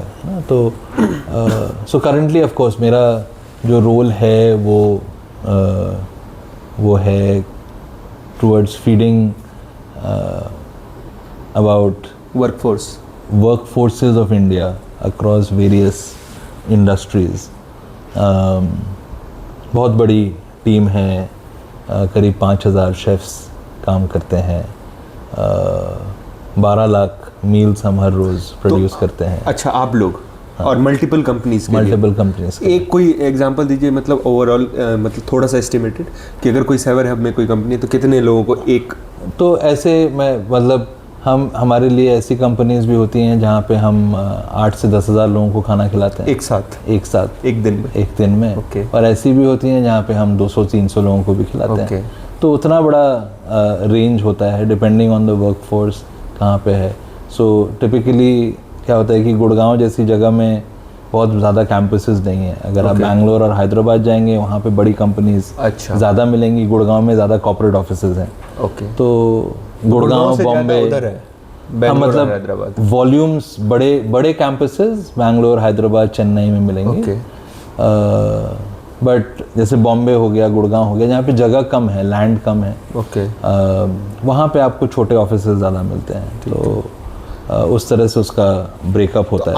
आप जो मैनेज कर रहे हैं वो केवल गुड़गांव है या फिर नहीं, pan India pan India manage करता हूँ। ठीक है। सो मतलब वही वो एक अलग जर्नी है, इसमें भी हम सीखते ही रहते हैं। जो नए लोग आ रहे हैं, नए ट्रेंड्स आ रहे हैं, किस तरह हम इन ऑर्गेनाइजेशंस के साथ काम कर सकते हैं, इन कंपनीज के साथ काम कर सकते हैं ताकि वो अपने एम्प्लॉयज़ को बेस्ट दे पाएँ। वो उस पर हमारा बहुत बड़ा फोकस होता है। और इसमें भी मल्टीपल कंपनीज होंगी जो इस तरह का कुछ कर रही होंगी। हाँ, ग्लोबली कंपनीज हैं, बहुत लोकल केटरर्स भी हैं इसमें। तो ग्लोबली करीब 4-5 कंपनीज हैं जो ऑपरेट करती हैं, इस तरह से ऑपरेट करती हैं। और हर देश में, आप किसी भी देश में जाएंगे, क्योंकि लोकल खाने की रिक्वेस्ट आती है। तो लोकली भी बहुत सारी कंपनीज हैं जो इस स्पेस में हैं, और बहुत बड़ा अपॉर्चुनिटी, और ये बढ़ता ही जाएगा मेरे हिसाब से, क्योंकि जो हमारे घरों में टाइम किचन्स में और उसमें स्पेंड हो रहा है वो कम होता जा रहा है। तो लोग कन्वीनियंस ढूंढ रहे हैं। ये एक तरह से बहुत बड़ा कन्वीनियंस फैक्टर है लोगों के लिए to be able to provide. So I think overall I feel very blessed कि यहाँ आप वापस आ रहे हैं गुड़गांव हूँ, लोगों के वेलबींग में कंट्रीब्यूट कर पा रहा हूँ, उनको खाना खिला पा रहा हूँ। देयर इज़ अ सेटिस्फैक्शन, एक बहुत बढ़िया फीलिंग। और आपके लिए नया भी है। सो दैट्स हाउ मैंने वो मूव लिया, और 2018 में हम दुबई से वापस आए और तब से हम यहीं हैं। So the team has grown, the operations many folds increase हो गए हैं, and it's been a very very satisfying journey. तो that is a synopsis कि मैंने जीवन में क्या किया। पढ़ने का बहुत शौक है। एक और चीज़ हाँ, आपके टेबल पे कई बार मल्टीपल बुक्स दिखते हैं। तो पढ़ने का मुझे बड़ा शौक है। आई थिंक वो होना भी चाहिए। और ये कब से हुआ? ये तो मैं बचपन से ही कॉलेज नहीं, मैं स्कूल से ही था। स्कूल में तो तब मतलब मैं बड़े हम्बल बैकग्राउंड से आता हूँ, तो बहुत ज़्यादा किताबें तो हम नई किताबें खरीद नहीं पाते थे, तो लाइब्रेरी का भरपूर इस्तेमाल किया जाता था स्कूल के लाइब्रेरी का। आजकल बच्चे नहीं करते हैं। क्योंकि जो चाहिए होता है वो मिल जाता है। उस समय हम खुद रिसर्च करते थे कि कौन सी किताबें पढ़नी हैं, क्या है। तो वो सारा कुछ हमने मतलब मुझे लगता है कि reading is a habit that is dying today. और उसको बड़ा इंटरेस्टिंग पर्सपेक्टिव्स खोलता है किस तरह की किताबें आप पढ़ना। आजकल मैं थोड़ा बोथ लीडरशिप और थोड़ा स्पिरिचुअल अंडरस्टैंडिंग की किताबें भी पढ़ रहा हूँ। तो मुझे लगता है वो एक और हैबिट है जो हमें बहुत फोकस में रखना चाहिए। एक और मतलब एजुकेशन के बारे में अगर करूँ, एक और एक्सपीरियंस मेरा रहा करीब 1.5-2 साल पहले। वो था कि मैंने हार्वर्ड बिजनेस स्कूल के साथ एक 9 महीने का कोर्स किया। और ये भी प्री रिक्विजिट कुछ है कि हाँ, इसमें भी कुछ एक्सपीरियंस और आपको प्रोफाइल भेजना पड़ता है, वो सिलेक्ट करते हैं। तो वो भी मैंने किया। उसमें मैंने स्ट्रैटेजी, लीडिंग विद फाइनेंस और लीडरशिप पे करीब 3 अलग अलग कोर्सेज थे। 2 ऑनलाइन थे और एक इन पर्सन था। तो करीब 9 महीने तक मैंने वो पढ़ाई भी की। Mix of both. हाँ, ऑनलाइन ऑफलाइन मिला के। तो आप कितने दिन के लिए वहाँ रहे? कितने महीने के लिए? नहीं, 2 हफ्ते के लिए था। मतलब कोर्स तो 9 मंथ का था। हाँ, टोटल 9 मंथ्स। मतलब पहले और 8 वीक्स, 8 फिर गैप, फिर 8 वीक्स, फिर गैप, फिर हमने थोड़ा सा प्री वर्क किया और फाइनली 1 हफ्ता we were in the Harvard University और फिर 1 वीक हमने लर्निंग के लिए हम बाहर बहुत सारी जगहों में गए। जहाँ भी उन लोगों ने। हाँ, तो सो अगेन मतलब अगर मुझे मौका मिलेगा तो मैं हमेशा कोशिश करूँगा कि अगर कहीं कुछ सीखने को मिले, कुछ नया करने को मिले, तभी आप जैसे ही हमने बोला कि सर, क्योंकि लोग जब भी हम लोगों को रीच आउट करते हैं तो वो लोग देखते हैं सब्सक्राइबर आपके कितने हैं या मेरा क्या रीच होगा या मेरे बारे में लोग जानेंगे। आपने ये सब नहीं देखा, आपने सीधा सोचा कि कोई स्टूडेंट सुन रहे होंगे। हाँ, ऑफ कोर्स। हाँ, तो उसको हम ओपन हार्टेड होके हम शेयर करते हैं स्टूडेंट्स के साथ। तो सर बिजनेस के बारे में एक तो जैसे आपने बताया अभी, एक बार मुझे देखा है कि आपने ट्राई किया कि कंसल्टिंग करते हैं और वो ड्रॉप इसलिए हो गया क्योंकि आपको बहुत अच्छा अपॉर्चुनिटी जॉब में मिला। और भी कभी आपने बिजनेस के लिए ट्राई किया? नहीं, मेरा haven't thought about it. Okay. कभी कभी जगता है कि कुछ करूं एंड अपने लिए, बट वो सीरियस थॉट आया नहीं। ओके, क्योंकि इधर ही बहुत अच्छा इधर ग्रोथ रहा है। प्लस मुझे लग रहा है कि जो इम्पैक्ट मैं आज कर पा रहा हूँ जितने लोगों को, वो शायद बहुत बहुत ज़्यादा है। तो अगर मैं कल खुद का कुछ करूँ तो आई एम नॉट श्योर कि मैं इतने लोगों को इम्पैक्ट कर पाऊँगा कि नहीं कर पाऊँगा। और देखिए, एक I will be very very honest, and मेरे फ्रेंड्स हैं जो बिजनेस करते हैं, it's not an easy call, okay, right? Because when you are in a job you have the surety of your money flowing in on a monthly basis, एक structure है, एक safety net होता है। Business में कई बार वो नहीं मिलता, तो उसमें एक रिस्क टेकिंग एबिलिटी होनी चाहिए, और हाफ हार्टेडली नहीं होता ये। मतलब आपको 200% श्योर होना है कि आप कुछ हाँ, जैसे आप बता रहे थे कि संडे सैटरडे छुट्टी मिल जा रहा है जॉब में, लेकिन हो सकता है आपको जो टाइम है वो भी कम पड़ रहा है। बट हाँ, वो सैटरडे संडे बिजनेस में शायद वो कम पड़ेगा, बट सैटरडे संडे छुट्टी का मतलब ये नहीं कि करना कुछ नहीं। इम्पॉर्टेंट है कि आपको वो टाइम ऑफ मिल रहा है, उसको आप कैसे यूटिलाइज कर रहे हैं towards family, towards your own growth, towards your learning. Because only if you are in a fresh mind, you are well relaxed, आप कंट्रीब्यूट कर पाएंगे towards work and towards your people. मुझे लगता है कि the biggest my biggest strength is my people.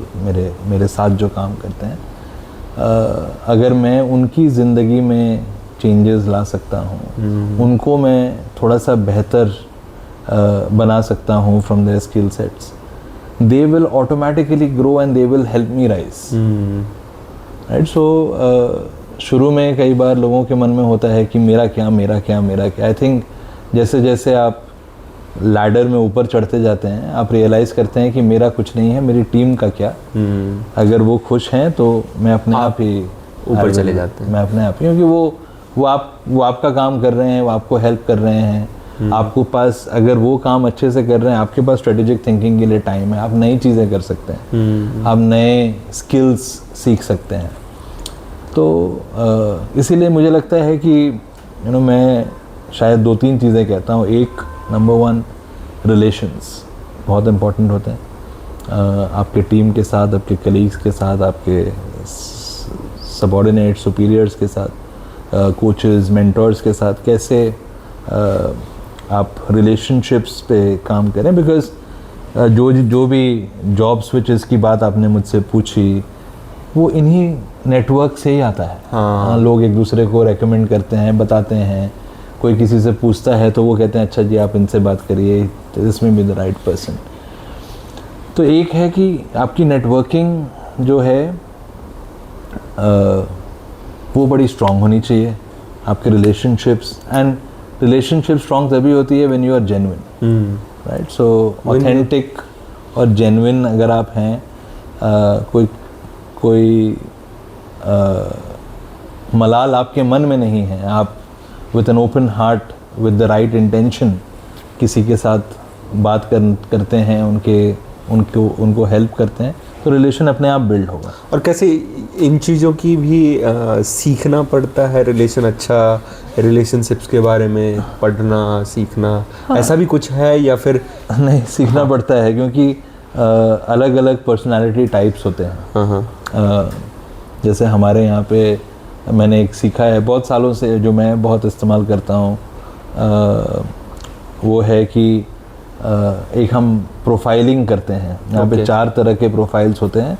एक profile होता है जो कि बहुत डोमिनेटिंग कैरेक्टर होता है, तो दूसरा होता है जो बहुत इन्फ्लुएंस वाला होता है, तीसरा होता है जो बहुत सोशल होता है, लोगों से बात करके डिसीजन लेगा। बहुत इन्फ्लुएंस वाला इन द सेंस जो इन्फ्लुएंस वाला है, इन्फ्लुएंस कर देता है लोगों को। हाँ, वो इन्फ्लुएंस करता है। वो उसको स्टेज चाहिए, उसको खड़ा होना है, और इन्फ्लुएंस कर सकता है, वो इन्फ्लुएंस कर सकता है। ठीक है। उससे आप सीधा पॉइंट टू पॉइंट बात करेंगे ना, तो आपसे बात ही नहीं करेगा। अच्छा। हाँ, तो उससे कॉन्वर्सेशन शुरू करने के लिए आपको शुरू करना पड़ता है कि अच्छा जी वीकेंड कैसा रहा, आप कहाँ गए, क्या किया।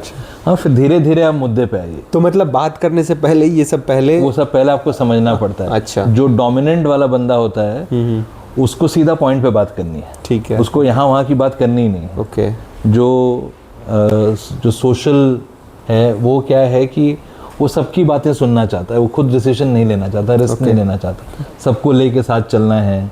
सबसे पूछेगा कि अच्छा ये मैं कर रहा हूँ, ये ठीक है कि नहीं है। आप अपने फैमिली में भी देखेंगे ना, आपको दिख जाएगा। हाँ, कि अच्छा मैं सोच रहा हूँ नई गाड़ी लूँ, कलर लाल होना चाहिए, नीला होना चाहिए, पीला होना चाहिए, ये कपड़े पहन रहा हूँ तो ऐसा होगा नहीं होगा। तो वो डिसीजंस बड़ी आसानी से नहीं लेते हैं, वो सबकी सहमति, सबको साथ में लेके चलना चाहते हैं। क्या क्या बोले? एक डोमिनेंट है, एक इन्फ्लुएंशियल है, एक सोशल। तो ये जो सबसे पूछ रहा है ये कौन सा है? सोशल। ये सोशल है। ओके। हाँ, तो वो सोशल एक्सेप्टेंस चाहता है, ठीक है, before taking a decision. Okay. और एक होता है जो कि बिल्कुल ही डेटा बेस्ड होता है, बिना उसके वो कोई कॉल ही नहीं लेगा। डेटा। तो अगर आप उससे बात कर रहे हैं, अगर आप कह रहे हैं कि अच्छा जी मुझे एक सिंपल एवरीडे एग्जांपल दूं कि मुझे नई शर्ट खरीदनी है, ठीक है, हाँ, तो आप अगर उसको बताएंगे कि अच्छा मुझे नई शर्ट इसलिए खरीदनी है कि पिछली शर्ट जो मैंने खरीदी थी वो 7 महीने पुरानी हो गई है, और जो नई शर्ट खरीदूंगा उसका कॉस्ट 1000 रुपये ही है, मुझे पता है कि आपके बजट के अंदर है।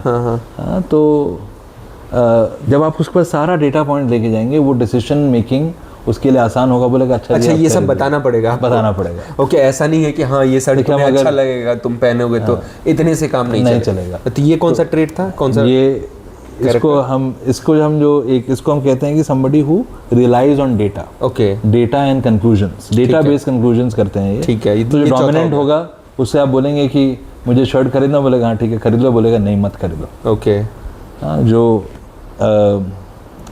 इन्फ्लुएंसर होगा उससे आप बोलेंगे कि अरे मतलब रंग बिरंगो शर्ट की ना वही अलग है, लिनन शर्ट बड़े चल रहे हैं यहाँ वहाँ की बात।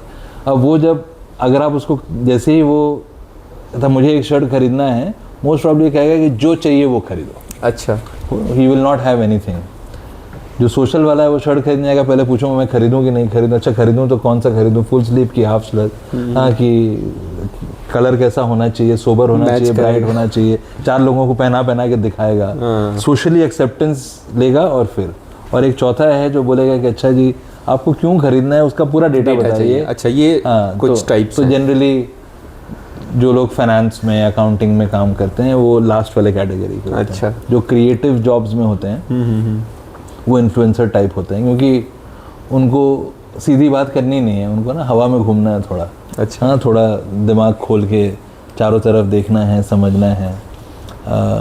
जो डिसीजंस लेने में थोड़ा सा डरते हैं वो सोशल टाइप में होते हैं, वो थोड़ा सा सबको प्लीज़ करना है, किसी को दुखी नहीं देख पाते। ओके, इन्फ्लुएंसर, हाँ नहीं वो है सोशल। ओके, कि मैं आपको दुखी नहीं कर सकता हूँ तो मैं आप अच्छा इसलिए वैलिडेशन चाहिए, इसलिए वैलिडेशन चाहिए, सेल्फ वैलिडेशन चाहिए बिफोर वो कॉल ले। और डोमिनेंट होते हैं कि भैया जो आर्मी जनरल्स हैं, है ना, जो आर्मी जनरल्स है वो आपसे नहीं पूछेंगे कि मुझे लड़ाई में बंदूक उठाना है कि नहीं उठाना है। तो जो ऑपरेटर्स होते हैं हार्डकोर फील्ड में होते हैं वो जनरली बड़े डोमिनेंट टाइप के होते हैं। बट ऐसा नहीं है कि फील्ड में है तो डोमिनेंट ही होगा। हाँ, मतलब जनरल हम और कोई एक, हाँ, तो बेसिकली सबका एक मेजर ट्रेट होता है, एक मेजर ट्रेट होता है और बाकी सारे ट्रेड्स भी होते हैं बट वो कम होते हैं। सो जब आप रिलेशंस बिल्ड करते हैं तो आपके लिए ये समझना है कि मेजर ट्रेट क्या है, उस हिसाब से उस बंदे से कॉन्वर्सेशन करना, उस हिसाब से तैयारी करना, इससे रिलेशन बनता है। You don't have to be somebody else, but आपको समझना पड़ेगा कि बात कैसे करनी है। हाँ, मैं किससे बात करने जा रहा हूँ, कैसे वो मुझे रिस्पॉन्ड करेगा या करेंगे, एंड उसके बेसिस पे जो है बॉन्ड स्ट्रॉन्ग होता जाता है। You keep connecting, you keep evolving. तो इन्फ्लुएंसेस, कनेक्शंस बहुत इम्पॉर्टेंट है। दूसरा, as I said, being a student, constantly learning, छोड़ना ही नहीं है, कुछ ना कुछ नया, कुछ पढ़ना है, कुछ सीखना है। और जैसे जैसे हम पढ़ते हैं, सीखते हैं, मुझे लगता है कि the best way to utilise it is to share. कि जैसे मैंने कुछ नया सीखा, मुझे इंटरेस्टिंग लगा, अगर मैं 4 लोगों के साथ शेयर कर पाता हूँ तो एक मेरे मन में क्या हुआ कि मैंने जो सीखा वो रीएस्टैब्लिश हो गया। जब मैंने सिखाया, जैसे आप पढ़ाते हैं, है ना, तो जैसे ही क्लैरिटी और ज़्यादा आती है। आपको अलग व्यूज मिल जाते हैं। आपकी थिंकिंग और ब्रॉडन हो जाती है। हाँ, और वो कहते हैं ना, to teach is to learn twice. बिल्कुल। सो सेकंड इज, और एक और इसी के बारे में कोई रिसर्चर ही है जो बता रहे थे कि अगर आपने पढ़ा कुछ, किसी बच्चों को पढ़ा के देखिए, 5th क्लास के बच्चों को, अगर आप समझा पा रहे हैं इसका मतलब आपने अच्छे से पढ़ा है, नहीं तो you should learn again, go back. बिल्कुल, क्योंकि उस लेवल को अगर आप उस लेवल पे जाके समझा सकते हैं। मैं कभी कभी जब आरुष को पढ़ाता था, मैं पहले थोड़ा इम्पेशेंट हो जाता था। अब पिछले शायद 2-3 साल से आई हैव लर्नड। मुझे रियलाइज हुआ, एग्जैक्टली टू योर पॉइंट, कि गलती उसकी नहीं है कि उसे समझ नहीं आ रहा है, गलती मेरे समझाने में गलती मेरे समझाने में है कि मैं समझा नहीं पा रहा हूँ। तो उसको समझाने का तरीका बदलना ज़रूरी है। सो इसीलिए मतलब continue to learn, continue to share a lot of your knowledge.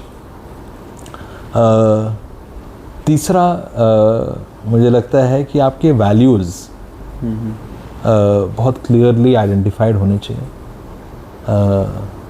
चाहे वो ह्यूमिलिटी है, चाहे वो लॉयल्टी है, चाहे वो ऑनेस्टी, जो भी आपके हर एक इंसान के कुछ कोर वैल्यूज़ होते हैं जिसके साथ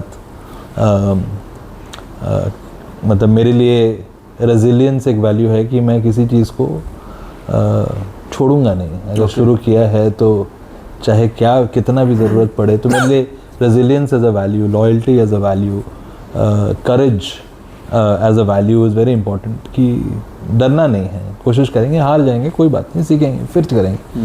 तो वो वैल्यूज़ आपके क्या हैं वो आइडेंटिफाई करना बहुत ज़रूरी है, और उन वैल्यूज़ के साथ जीना is extremely important. And the last bit, the fourth point is being able to contribute towards people जो शायद आपसे कुछ एक्सपेक्ट करते हैं, आपसे कहीं पे कम है।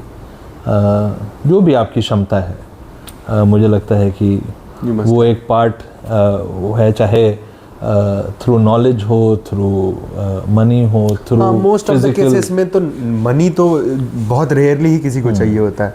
मोस्ट ऑफ द केसेस में या तो नॉलेज चाहिए या आपका एक्सपीरियंस चाहिए या टाइम चाहिए। हाँ, रिसोर्सेज मैं कहूँगा। अब तो लोगों को बस यही चाहिए, मनी तो रेयरली किसी को चाहिए। तो जहाँ पे भी आप कंट्रीब्यूट कर सकें, you know, I think putting up a hand to help. And one last bit which I find very interesting is हमारे दिमाग में ना हमेशा कोचिंग और मेंटरिंग जो हम सोचते हैं वो अपने से किसी बड़े या किसी सीनियर से करते हैं। मुझे लगता है कि टाइम आ गया है कि हमें कोचिंग और मेंटरिंग अपने से छोटों से और बच्चों से करनी चाहिए। ओके, कैसे? क्योंकि उनका पर्सपेक्टिव बहुत अलग है। और आज किस तरह से, मतलब किस चीज़ के लिए? अगर कोई भी, अगर मैं कुछ सोच रहा हूँ कोई एक सिचुएशन पे, मैं पूछता हूँ कि अच्छा अगर ये सिचुएशन है तो मुझे क्या करना चाहिए, चाहे जॉब का सिचुएशन है, पर्सनल लाइफ का सिचुएशन है, मान लीजिए weight loss. Okay, right. So I can have a coach, a life coach saying, helping me on weight loss, who is probably far more. But the perspective a younger person might have is probably totally different. And अगर हम वो perspective ले पाते हैं, उसको मैं reverse coaching, reverse mentoring कहता हूँ। कभी आपने यूज़ किया इसको? हाँ, मैं तो बात करता हूँ आरुष से, कभी थॉट्स, कभी उसके फ्रेंड से, अगर या फिर जब भी मुझे मौका मिलता है, अगर कुछ यंग बच्चे मुझे मिले या मेरे से you know some of my young colleagues at work, उनके साथ बैठ के उनका व्यू लेना, वो एक बड़ा इंटरेस्टिंग मुझे लगता है कि आजकल और इस तरह से शायद आप ये जो हम रिलेशनशिप की बात कर रहे थे कि रिलेशन आपका जितना स्ट्रांग होगा वो आपका और ज़्यादा स्ट्रांग होता है। अगर आप बच्चों को सुन रहे हैं तो वो आपके साथ और ज़्यादा कनेक्टेड हैं। तो अगर आप उनसे एडवाइस मांग रहे हैं, so it's a very different connect, क्योंकि आपके एडवाइस से वो बोर हो चुका है। हाँ, वो बोर हो चुके हैं, मतलब उसको चाहिए नहीं ना। जब चाहिए होगा वो ले लेगा। हाँ, वो ले लेगा। तो मतलब अदरवाइज वो ज्ञान का रूप बहुत ज़्यादा वो ओवरलोडिंग, बम्बार्डिंग हो रहा है उसके ऊपर, क्योंकि स्कूल में, ट्यूशन में, हर जगह से उसको तो एवरीबडी टेल्स हिम और her what to do, you know, giving them an opportunity to say कि अच्छा ये कर लो, वो कर लो, मैं क्या करूं, और वो अगर बता सकें, यू नो, फाइनली द जज तो आप ही हैं। करोगे तो आप अपने अकॉर्डिंग, लेकिन बट एटलीस्ट आपको पर्सपेक्टिव तो मिलेगा कि what are the younger minds thinking, so how do we continue to fuel that is very important. I think mind को रिफ्यूल रखना बहुत ज़रूरी है। एंड वैल्यूज़ आपको ग्राउंडेड रखते हैं, रिलेशंस आपके चारों तरफ जो है वो हैप्पीनेस और कंप्लीटनेस लेके आते हैं। So those are the ways I probably imagine my life to be. अच्छा, तो सर आप अगर आपको बहुत सारे, हो सकता है आपके आने अभी रिसेंटली नहीं, हो सकता है कोई आपके कॉलेज के स्टूडेंट सुने, या फिर कोई स्टूडेंट ऐसा हो जो 12th अभी पास कर रहा है, कई बार लोगों को क्लियर नहीं होता है, तो आप थोड़ा सा बताएंगे कि अगर आपने जो किया, उसने भी होटल मैनेजमेंट हो सकता है, या तो किया है या कर रहा है, तो अब क्या क्या अपॉर्चुनिटीज़ किस तरह से आगे वो प्लान कर सकता है? So you know, I look at the camera and talk about this. So अगर आप I would say hospitality as a sector is a very interesting place. और मैं इसलिए कह रहा हूँ कि AI हर जगह है, हाँ टेक हर जगह आ गया है, but the human to human connect continues to be extremely important. That social getting together of people. और हम कब मिलते हैं? We meet over experiences, right? And experiences can happen over food, it can happen over beverages, it can happen over an occasion which is to get together and spend time, which could be a movie, it could be a shopping experience, right? And whenever you get into experiences, there is a role that hospitality and human touch and connect that is there. What is happening today is कि जो number of avenues हैं, they have become far more wider. So you have hotels, you have restaurants, you have catering, which is, when I say catering, I'm talking about the contract food services. You can build careers over there. There is the entire entertainment world. There is AI in food which is coming in. There is a lot around research कि हम trends predict कर पाएँ, what is the next flavor, what's really happening. So in my mind, the opportunities have widened beyond that we had ever imagined.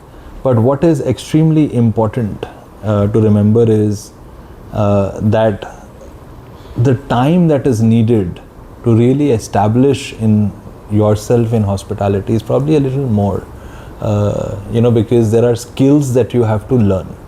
You cannot just watch a YouTube video and cook food. You cannot just look at something and say that's how my beverage knowledge or my service knowledge will improve.